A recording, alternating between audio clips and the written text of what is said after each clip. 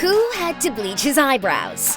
How painful are the cast workouts? And what little secret is Betty Cooper hiding in plain sight? Hi, I'm Janet. Let's jump right in. Bad hair day. Other than being a budding musician and a football player, the one thing Archie Andrews is known for is his flaming red hair. But did you know that KJ Apa is not a redhead in real life? Shocker! Actually, no, I went the first time for the audition for the part, and I didn't hear back for about 4 weeks, and then I got asked to go back again, and then it kind of went from there. And then yeah, the eyebrows and the hair got dyed very soon after that. KJ actually has dark brown hair and has to dye his hair for the role. KJ said, I had to go to the salon every 2 weeks to get it dyed and bleached and stuff. So yeah, it's not my favorite thing to do, but obviously I've got to do it because the roots keep coming in and my hair grows really fast. It takes him about 10 hours in the salon. What's more, KJ also has to dye his eyebrows so they match his hair. Yup, that's right, his eyebrows. And because his natural color is so dark, it requires some bleach. They ended up bleaching my eyebrows. I had 2 holes. They burnt into my skin, he said. Ouch. Sounds painful. Someone else who dyes his hair? Cole Sprouse. Cole is a natural blonde, but for his Jughead transformation, he has to dye his hair. And nothing suits the leader of the Southside Serpents more than jet black. Camila Mendes also goes a couple of shades darker for her change into Veronica Lodge. Even though it looks very natural, Camila's natural color is brown. But this is a relatively easy modification, while Betty Cooper's wholesome apple pie ponytail is a lot more agonizing. According to the Riverdale hairstylist, it takes the longest time of all the characters to do Betty's hair, a whole 30 minutes in total. That cannot be fun to sit through. To create Betty's slick ponytail, it takes hair extensions, a blow dryer, a curling iron, 6 different hair products, and a special hair elastic. Sounds intense. Maybe if you loosened your ponytail. What? That was a joke, guys. Betty's ponytail is iconic and beyond reproach. Betty's signature ponytail is a direct reflection of her character. But the actress Lili Reinhart says, the ponytail causes me stress.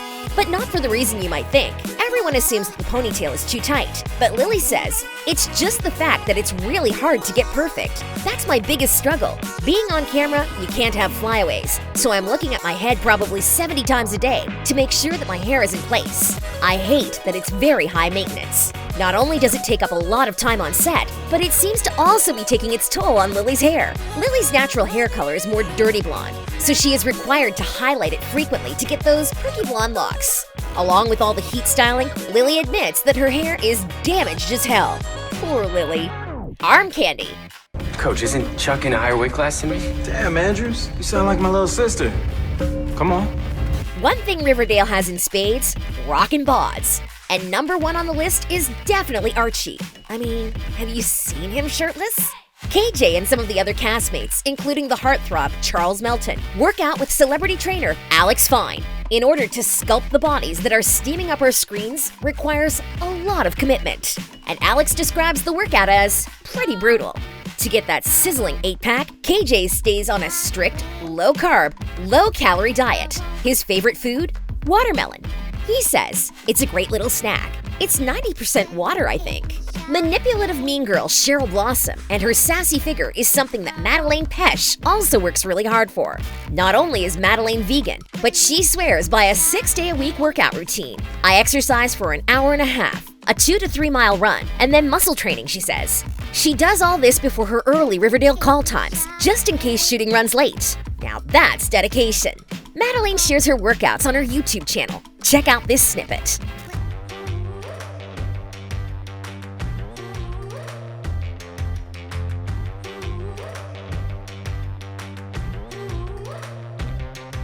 Madelaine swears by her animal-free diet, saying it powers her through her day. She also says that her diet is not restrictive. She makes it work for her without having to starve herself.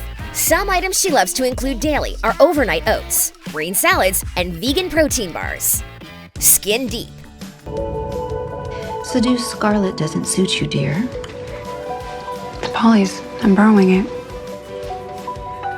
Polly grew up too fast. I don't want you to make the same mistake. It may seem like they all have flawless complexions, but someone who has long suffered with skin issues is Lili Reinhart. Sweetheart Betty Cooper actively speaks out about her struggles with cystic acne, providing support for people around the world suffering the same plight. Lily admits that her skin problems give her anxiety, saying, "When I would break out, I couldn't look at myself in the mirror for a couple of months at a time." She openly talks about her struggles with self-esteem and how self-conscious her skin makes her.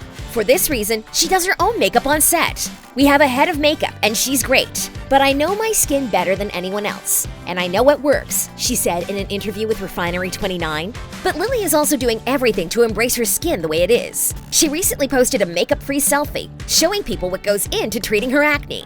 Working as an actress means that you have to wear a lot of makeup every day, and for Camila Mendes, this was a big change. The sassy, silver-tongued Veronica Lodge says that she now needs to compensate for all the makeup that I wear on set. "I had good skin when I wasn't clogging my pores, but now it's a 15-hour day of clogging pores." Camila admits that her skin has become dry and prone to breakouts since she started on Riverdale, so she now has a skincare regimen to help. Camila says that she's learned a lot from Lily about skincare.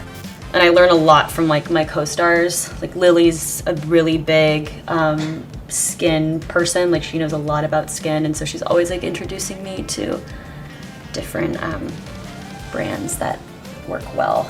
But Camila and Lily have relatively normal routines compared to Madeline. She has a whopping 38 steps in her skincare regimen. She says, "If that means I have to take 2 extra hours in the morning, I'm gonna do it." That's impressive. The process consists of depuffing, sculpting, lifting, hydrating, exfoliating, and priming. Closet Queen. The girls of Riverdale have some of the best costumes on TV right now, and you may have noticed that each family has its own color palette. The Blossoms are red, the Coopers are pastel, and the Lodges are grays and purples. But their attire says a lot about their characters as well. Costume designer Rebecca Sorensen Kelstrup divulged that Cheryl's red wardrobe and bejeweled spiders brings drama and signifies Cheryl's emotional chaos. Did you know that I actually have 4 different spider pins? They're all different colors. Like a light red, a dark red, a medium red, and then a black. Oh, I think I have a green too, so that makes 5. While Veronica's vintage style makes her more elegant and ladylike, making her seem put together, and Betty's preppy closet gives the perfect girl next door look. Rebecca says Cheryl and Veronica are dressed to the nines at all times. While there's less layers to Betty, Madeline revealed in an interview that there are clues behind the colors. Since Cheryl is the only character allowed to wear red, Madeline says when she had a hair out of place or she was wearing white instead of red, you knew something was about to go down. Did you notice this? The guys' outfits also require a lot of detail and attention. Did you know that a knitter from Vancouver was brought in to duplicate the iconic beanie that Jughead famously wears? And then there's Archie's Letterman jacket, which has authentic vintage designs on it. Tatted up. That tattoo doesn't make you a serpent. Quite a few of the Riverdale high schoolers have been inked in real life, but their characters are not. This means hours in a makeup chair, making their tattoos disappear. KJ, who now has 7 tattoos, gives the head of the makeup department, Juliana Vitt, a run for her money since he is shirtless a lot of the time. Covering them up is a long process that consists of the use of coral cream to color correct. After that, they go in with makeup that is thick, dries fast, and is smudge-proof. Juliana said it takes about 40 minutes to finish him, face and body, for shirtless scenes.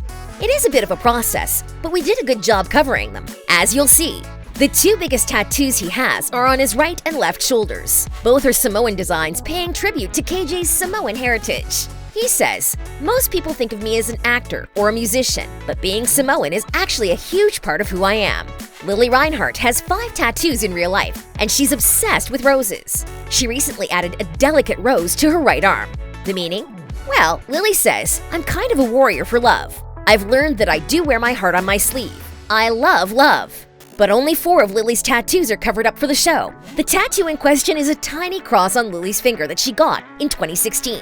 Lily says, "We kind of gave up covering my finger tattoo. We literally don't cover it anymore. So if you look, you will see. It's like an Easter egg." Comment if you've spotted her tattoo before. Lily's biggest tattoo is on her back, of a tree, flying sparrows, and a quote. Isn't it stunning? Luckily, Betty is always wearing her signature sweaters, so it doesn't have to be covered up too often. What do you think of these crazy changes and transformations? Let us know in the comments. Subscribe and stay tuned.